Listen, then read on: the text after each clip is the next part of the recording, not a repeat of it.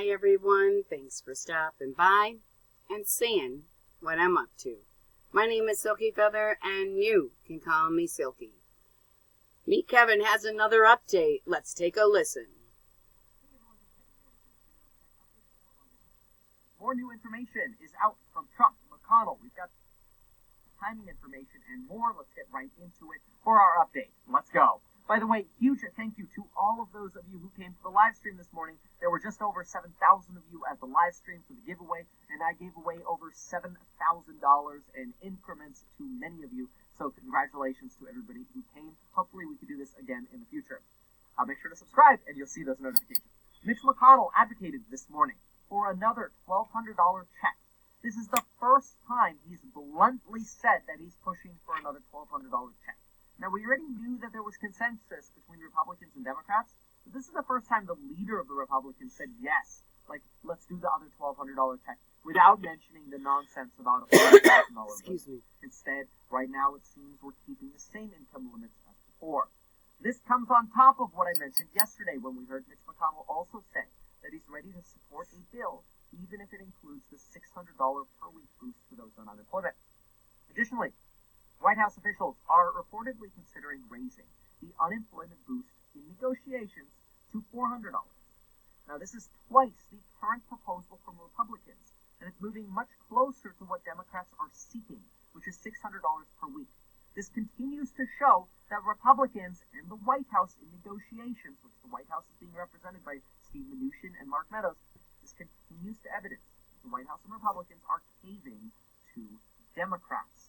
Yesterday, we thought that this is likely because when and if a bill does not get passed, the people in power will get the blame, and that would mean Republicans would get blamed for not passing something. This is leaving Democrats digging in on their position and insisting on the passage of the HEROES Act. Remember, the HEROES Act was passed about 11 weeks ago. The HEROES Act would give $1,200 checks to individuals and $1,200 to dependents, and the $600 unemployment would go through January 31st, and in some cases through March 31st. That bill is estimated to cost $3.4 trillion. However, Republicans vow not to pass the HEROES Act. Instead, they're open to negotiating, and they're at another press conference kind of trying to beg Democrats to negotiate over a table discussion with them. But that kind of is exactly what's happening.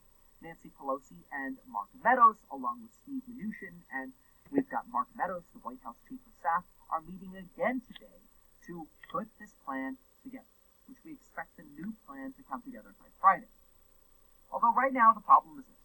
The Republican Party is so fractured, many Republicans don't have a big voice in this next bill because they don't have a unified voice. There are currently 48 Democrats in the Senate. Including 2 independents, which usually vote with the Democrats. And Democrats control the House. Democrats only have to convert about 12 Republicans in the Senate to get this bill through. There are 52 Republicans in the Senate, and Marco Rubio says they need 60 votes to pass this particular bill. That means that 76% of Republicans in the Senate could literally hate the bill and say no, and this bill could still get passed as long as 12 Republicans support it. This bill will end up on Trump's desk. What that bill is going to entail, we're trying to get the details on now. We're trying to put those pieces together. The expectation is Democrats want $600 per week as a boost, tied to the unemployment rate. And, of course, $1,200 stimulus checks for filers and $500 for all dependents, regardless of age. It does not look like we're going to see that $1,200 and $1,200 from the 0 cents. By the way, Donald Trump has already indicated that he wants larger action, and he wants action sooner. And he supports a bigger package. So it wouldn't be a surprise if Democrats are able to get 12 Republicans in the Senate, rally something through the Senate, push something through the House, and put it on Trump's desk that'll end up getting passed, even if it includes more Democrat provisions. The private payroll firm, ADP, believes that in July we had substantially lower job growth than expected. We added just an estimated 167,000 jobs, despite expecting 1 million jobs to be added in July. This massive miss is in part due to very large cutbacks, especially among small and medium-sized businesses. Also, people are spending less money because there's so much uncertainty regarding stimulus. And that's no surprise to me. I mean, let's be real. When things are uncertain and things are creating anxiety and Congress is losing their minds, of course we're going to save money and spend less money. So it's no surprise that the shipping industry is cutting sailings by 30% for their ships, right? Shipping ships. Anyway.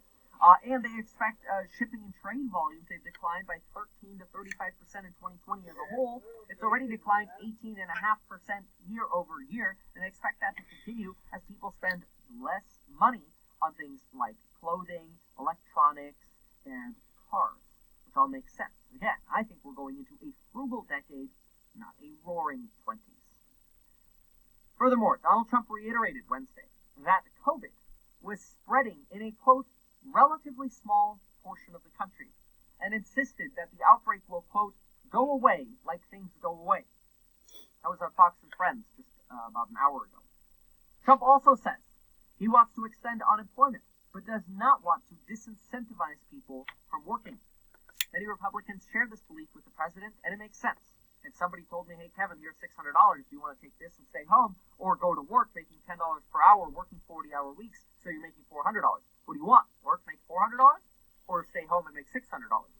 Obviously, if somebody gave that scenario, it makes sense that we would want to stay home. So we understand where that argument is coming from. However, we're in a unique time in this country. We're in a time in our country where 19 to 30 million people are unemployed, depending on how you count them. And there are only 4.5 million job openings. There just aren't enough jobs to sustain our country's employment situation now. And this helps explain why economists say 73% of every dollar, so 73 cents of every dollar that goes to unemployment is spent immediately because people are paying off debt, bills, or they're trying to survive. We already know that economically, every dollar that's given to unemployment tends to circulate around the economy 2 to 4 times. And as money circulates, our economy strengthens and our GDP grows.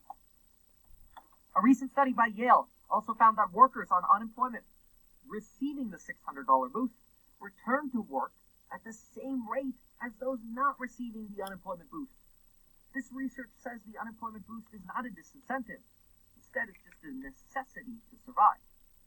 And yet, while the government quibbles over the $600 per week, corporations get bailed out by the millions and no one says anything.